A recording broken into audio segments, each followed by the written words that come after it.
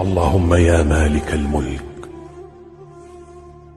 يا من في ملكه مقيم وفي جلاله عظيم وعلى عباده رحيم وبكل شيء عليم. اللهم إنا نسألك الأمن والأمان والعافية في الأبدان. اللهم فرج همنا ويسر أمرنا واقضي حوائجنا. آمين يا رب العالمين. السلام عليكم، اللهم صل وسلم وبارك عليك يا حبيبي يا رسول الله. النهارده جاي لكم بفيديو جديد، وبالتالي جاي لكم بوصفه جديده. هنعمل مع بعض الحلويات اللي انتوا شايفينها دي. هنعمل مع بعض المحشي المشكل، وكمان معاه بطايه، وكمان هنخرج من البطايه دي احلى شوربه ممكن تاكليها ومش دسمه ولا حاجه. طبعا انا معايا المكونات اللي انا هستخدمها. طبعا الحاجات دي انا كنت موريها لكم في الفيديو بتاع المشتريات. ده البتنجان اللي كان معايا، طبعا انا قورته زي ما انتوا شايفين كده، وحطيت عليه ميه، وعصرت عليه ليمونه وشويه ملح كده صغيرين علشان ينزل السواد بتاعه، لان انا ما ده بتنجان اسود، ما جبتش بتنجان ابيض للمحشي. ومعايا طبعا الفلفل برضو انا مجهزاه، والكرنب ده طبعا انا كنت مفرزاه، خرجته كده من الفريزر يدوب فك. ومعايا البطايه الجميله دي. هنبدا الاول بالبطايه بتاعتنا علشان احنا هناخد الشوربه نعمل منها المحشي. طبعا انتوا عارفين طريقتي، ودايما باكد عليها في كل الفيديوهات، ان انا الفراخ والبط او الطيور عامه انا بحب اديها تشويحه كده على النار، مش بحب اغلي الميه واحطها فيها. فانا شوحت البطايه زي ما انتوا شايفين كده بشويه من الحبهان كده والمستكه، وبعد كده نزلت عليها طبعا بميه سخنه. ممنوع تنزلي على الطيور بميه بارده ابدا. نزلت بالميه السخنه، واول ما غلت بالشكل ده بدات بقى اشيل الريمه اللي هي على الوش دي، اللي هي على وش الشوربه. وطبعا معايا الحاجات بقى اللي انا هضيفها للشوربه، زي ما انتوا عارفين البصل والطماطم والجزر والقرفه العيدان دي وورق اللوري. وانتوا عارفين ان انا مش بحط ابدا قرفه بودر، لازم قرفه العيدان دي. وكمان عارفين ان انا بحط البصل زي ما هو كده الوحدايه بوحدايه، مش بقطع البصل، لان انا بحمره، وانا عيالي بيحبوا البصل المتحمر زي ما انتوا شايفين كده. وهسيبها بقى تستوي. طبعا مش هحط لها ملح دلوقتي غير لما تكون مقربه على السوا، علشان ما تغلبنيش في السوا. وهنا طبعا معايا طاسه على النار فيها كميه كده من الزيت، ونزلت طبعا البصلايه دي. انا طبعا البصل بتاع المحشي يا ريت ما تبشرهوش، تعمليه بالسكينه على ايدك كده. ومعايا ده قرن كده من الفلفل الحامي، طبعا لزوم الشطشطه. هانزل بنتي ممكن تحطي شطه بودر يعني بس طبعا انا حطيت قرن الفلفل لان هو خضار كله مع بعضه هيخلي طعمه حلو. وحطيت شويه كده من الكزبره. ومعايا دي الخلطه بتاعه بهارات المحشي. مش هحط اي بهارات تانية، طبعا الخلطه بتاعه البهارات دي هتغني، بس انا بحب احط شويه كده من الكزبره. يدوب البصلايه ريحتها طلعت كده، ما خدتش لون ولا اي حاجه. وبعد كده نزلت بقى بالعصير الطماطم اللي معايا، وهسيبه بقى مع نفسه كده يتسبك. طبعا احنا عملنا حطينا الملح طبعا كده، كده الصلصه بتاعتنا هنسيبها بقى تتسبك، فيها التوابل وفيها الملح بتاعها وكل حاجه. هنسيبها بقى مع نفسها كده تتسبك. اتسبكت وبقت تمام التمام زي ما انتم شايفين كده. طبعا في ظل غلاء الاسعار ده، بالنسبه المحشي طبعا هيبقى مكلف جدا، وكمان معاه بط او معاه فراخ، يعني الدنيا هتبقى صعبه يعني. فده حدث تاريخي مش هيتكرر غير كل سنه مره في ظل الاسعار اللي احنا شايفينها دي. انا طبعا جهزت الحاجات اللي انا هحشي فيها. معايا الطواجن دي، معايا الطواجن البايركس دي، ومعايا كمان الطواجن الفخار، ومعايا كمان الحله الالومنيوم اللي انا هعمل فيها محشي الكرنب. الطواجن دي اللي انا هحط فيها محشي الكوسه ومحشي البتنجان ومحشي الفلفل. انا طبعا بحب اقطع كده بصلايه وطماطمايه وفلفل، واتبلهم كده واحطهم في قاع الحاجات اللي انا هحشي فيها. طبعا اولا بيحافظ لك على القاع بتاع المحشي او القعر المحشي، يعني ما بيتحرقش. دي حاجه. تاني حاجه بيبقى طعمه جميل جدا لما بتاكليه كده مع المحشي، بيبقى طعمه حلو قوي والله، بيوديلك المحشي كده في مكان تاني. ومعايا كمان بقى الخضره برضو، كميه خضره، لان انا معايا محشي كتير، فبالتالي هعمل خضره كتيره.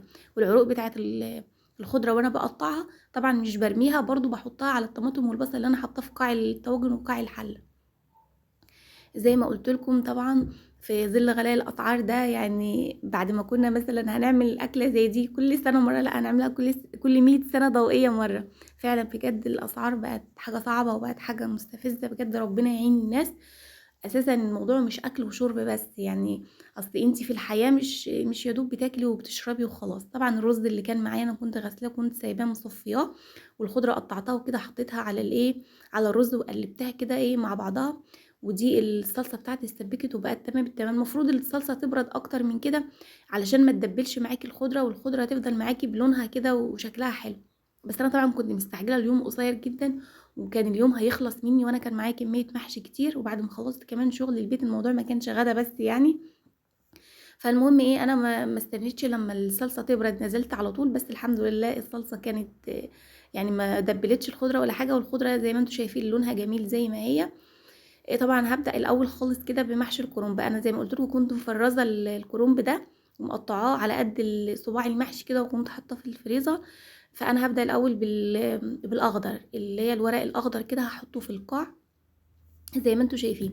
وما تزوديش الرز في ورقه المحشي، حاولي تصغريها كده وما تزوديش الرز علشان لما يستوي ما يطلعش الرز بقى ويبقى شكله وحش جدا كده في الحله.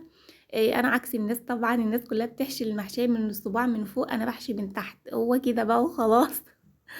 انا كده مختلفه دايما في كل حاجه، فليا حاجاتي خارج السياق كده بعيد عن الناس يعني. المهم ايه، هبدأ في قاع الحلة كده هحط الورق الأخضر كله، وبعد كده أبدأ أكمل بالورق التاني. أنا بوريكم طبعا، فطبعا الموضوع كبير، فأنا مش هفضل واقفة كده على رجليا، هنزل على الأرض. طبعا نزلت على الأرض وخلصت الحلة كلها بتاعت محشي الكرنب، وهبدأ بقى أحشي معاكم الفلفل طبعا ده كان كبير جدا يعني، الفلفلاية ما شاء الله تشبع يعني. انتي يا دوب غداكي هما 2 فلفلايتين من ده يعني، بس انا ما زودتش فيه الرز يعني، لان فعلا الفلفل كان حجمه كبير، كان شبيه كده بالفلفل الالوان يعني. بس مش مشكله، المهم ان احنا اتصرفنا يعني.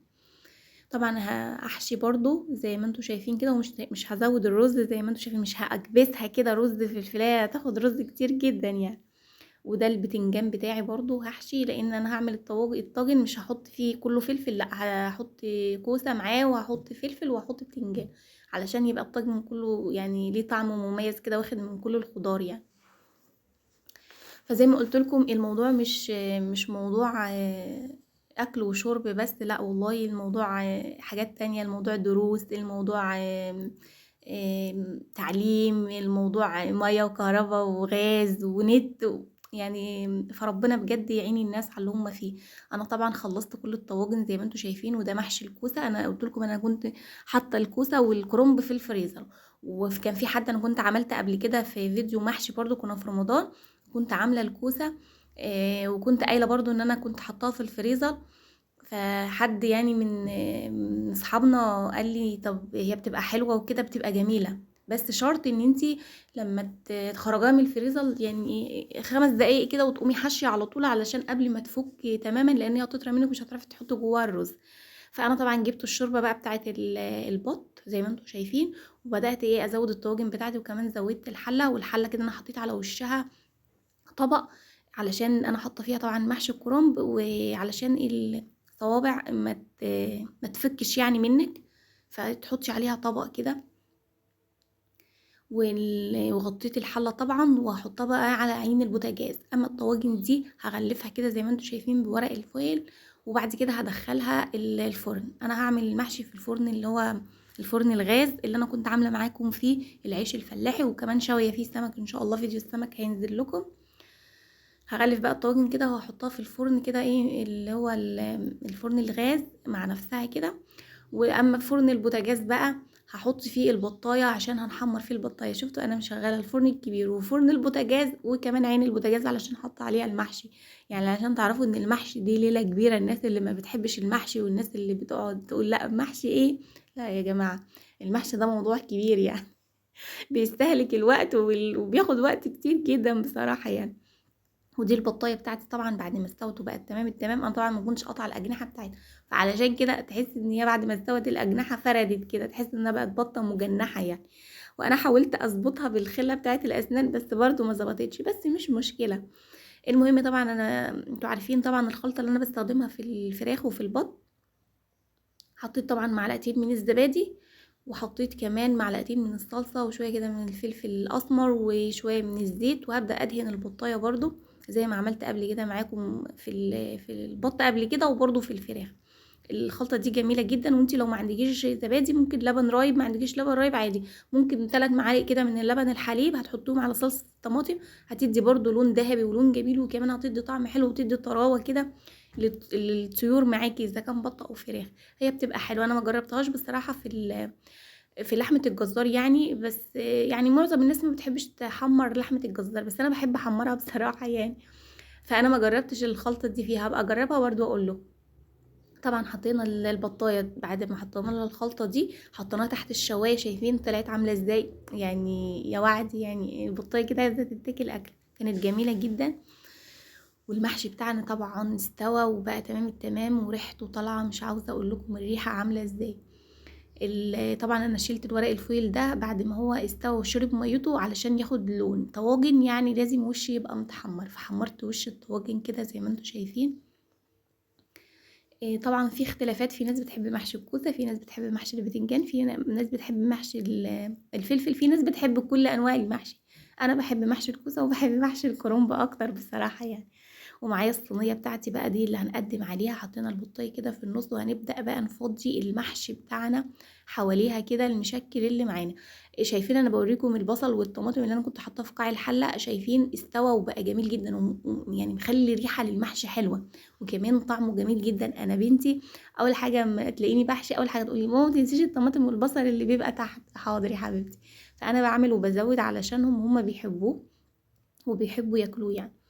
فانا طبعا حطيت الاول محشي الكرنب، وبعد كده هبدا بقى انزل بقى محشي الفلفل ومحشي الكوسه ومحشي البتنجان زي ما انتم شايفين كده. يعني ايه، هلف كل المحشي حوالين البطايه كده برضو، يعني زي ما قلنا قبل كده في فيديوهات قبل كده، العين بتاكل قبل البق، فلازم يبقى الشكل جميل. وبعدين المحشي اساسا مش محتاج ان انت تزينيه، هو المحشي كده هتنزلي في قلب الطاجن او في قلب الحله وهتاكلي يعني.